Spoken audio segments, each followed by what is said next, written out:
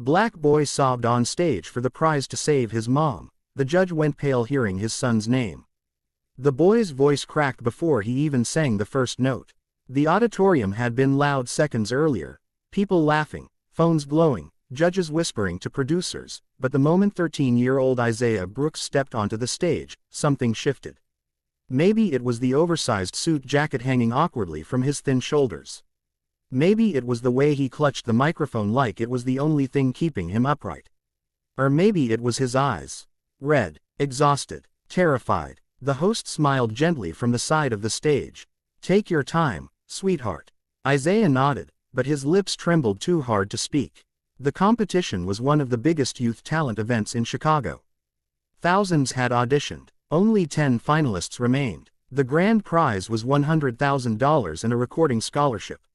For most contestants, it meant opportunity. For Isaiah, it meant survival. He swallowed hard and looked toward the judges' table. 3 famous faces stared back at him under bright white lights. 1 music producer, 1 retired singer, and in the middle sat billionaire entrepreneur Nathan Reed. Sharp suit, silver watch, calm expression. The kind of man who looked impossible to impress. Isaiah lowered his eyes quickly. "My name is Isaiah Brooks," he whispered into the microphone. "I'm 13 years old." A few audience members smiled softly.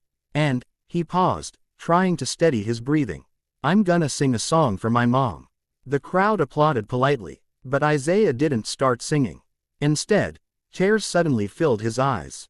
"I'm sorry," he said quickly, wiping his face. "I didn't wanna cry up here."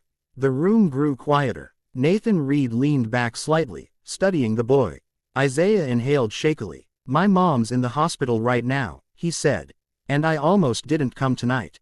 A murmur spread through the audience. "She told me to come anyway," he continued. "She said if I gave up now, we'd already lose." His voice broke again. "My mom cleans offices downtown at night," he said. "And she still makes breakfast every morning before school. Even when she's tired." Several people in the crowd lowered their heads. "She got sick 3 months ago. Real sick." Isaiah tried to continue, but emotion caught in his throat. "They found something in her lungs," he whispered. The host pressed a hand over her chest. "We don't got insurance anymore," Isaiah admitted.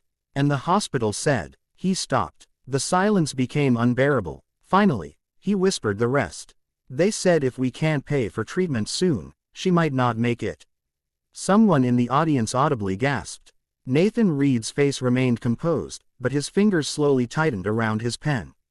Isaiah looked down at the stage floor. "So when I heard about the prize money," he said quietly, "I signed up." Tears slid down his cheeks now openly. "I know I'm probably not the best singer here," he admitted. "But I need this more than anybody." The audience completely stilled. No phones moved. No whispers. Just silence. Raw and heavy. Then Isaiah closed his eyes. And the piano began. The first lyric came out weak, almost too soft to hear. But then something changed. Pain turned into power. His voice carried heartbreak in a way no training could teach. Every note sounded lived in.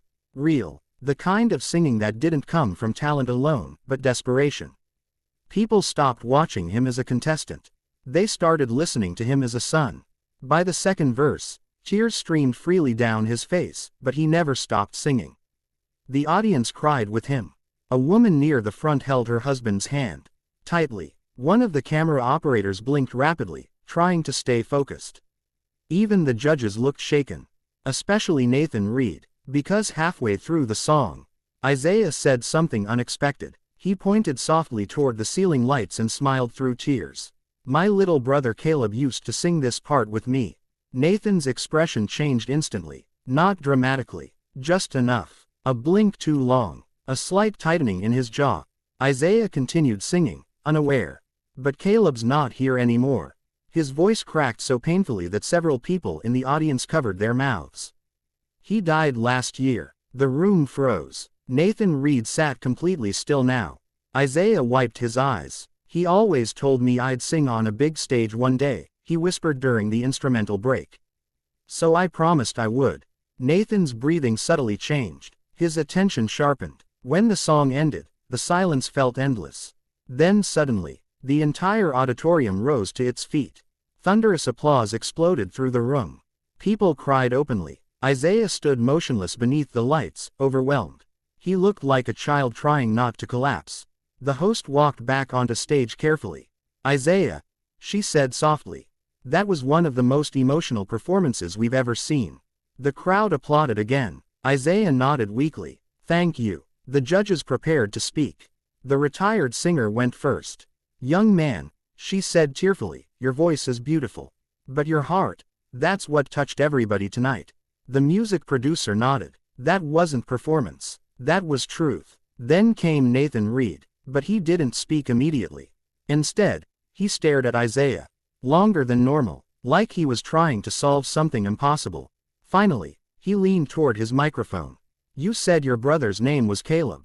Isaiah nodded slowly. Yes, sir. Nathan swallowed. And your mother's name? Monica Brooks. Nathan's face lost color. The audience noticed instantly. One of the other judges glanced toward him with concern. Nathan's voice became quieter. How old was Caleb? Isaiah frowned slightly. He was 11 when he died. Nathan stared at him. Did he? Nathan hesitated. Did he have a birthmark on his neck?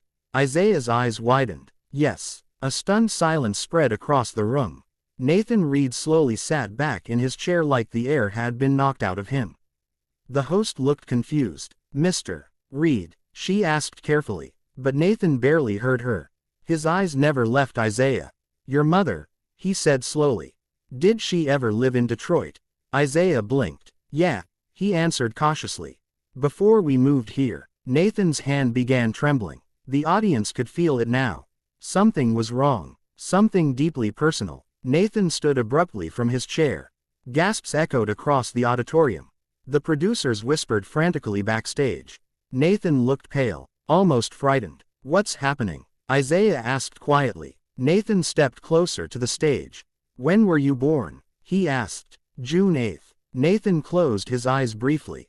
The date hit him like a punch. Because 20 years earlier, he had abandoned someone on June 8th. A woman named Monica, and a child he never met.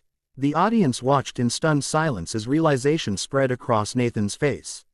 No, he whispered to himself. Isaiah stared at him. You okay? Nathan opened his eyes again, glassy now. I knew a woman named Monica Brooks, he said slowly.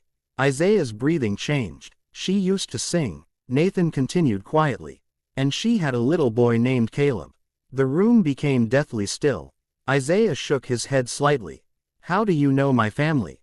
Nathan looked directly at him. Because, his voice cracked. Because Caleb was my son. The entire auditorium erupted in shocked murmurs. Isaiah froze. No, he whispered. Nathan nodded weakly. I didn't know about you, he admitted. I swear to God, I didn't. Isaiah stepped back. You're lying. I'm not. You're lying. Isaiah shouted this time, tears rushing down his face again. The host tried stepping forward, but nobody knew what to do.